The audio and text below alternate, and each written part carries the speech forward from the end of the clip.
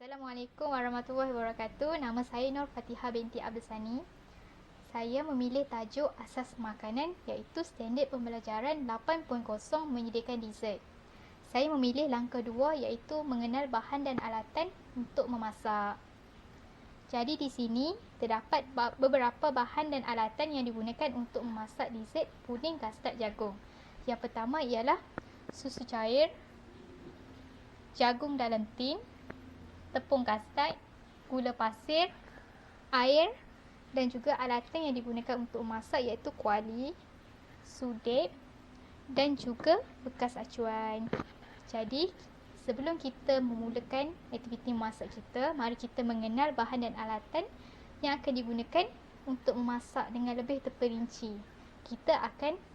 Sambil tu kita akan belajar mengeja bahan dan alatan yang digunakan untuk memasak. Okey, baiklah. Yang pertama ialah kita menggunakan susu cair. Okey, susu cair ini siapa tahu berasa apa? Susu cair berasa manis. Okey, mari kita eja susu cair bersama-sama.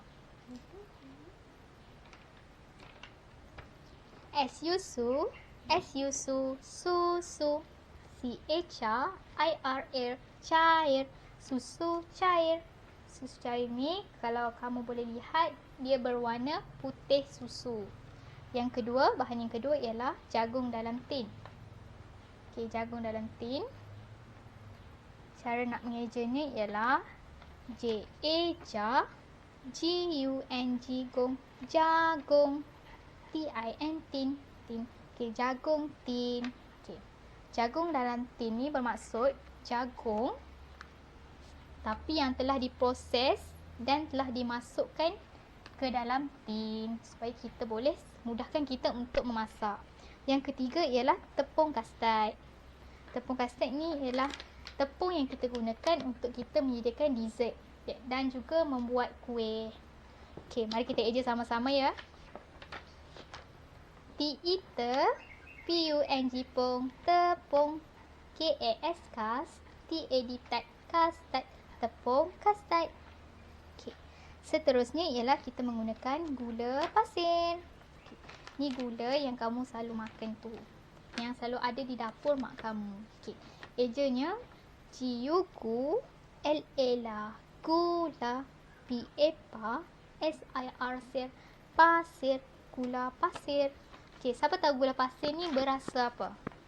Ya, betul. Gula pasir berasa manis. Seterusnya ialah kita menggunakan air. Air. Okay. Itu ialah bahan yang kita gunakan untuk kita masak. Alatan yang kita gunakan untuk masak ada sebelah kiri kita. Yang pertama kita akan menggunakan kuali. Eja kuali. Kuali. Okay, kuali ni yang kita gunakan untuk masak, untuk menggoreng di dapur.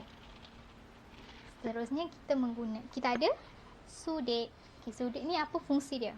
Fungsi sudet adalah untuk menggaul ataupun mengacau bahan yang kita telah goreng ataupun masak di dalam kuali itu tadi.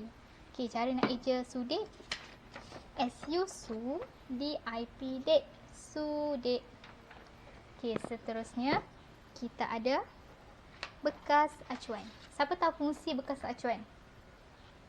Okey, fungsi bekas acuan ni ialah lepas kita dah masak, kita akan letakkan puding kita yang dah masak tadi ke dalam bekas acuan ini. Cantik kan? Warna biru. Okey, jadi cara nak eja bekas acuan ialah bekas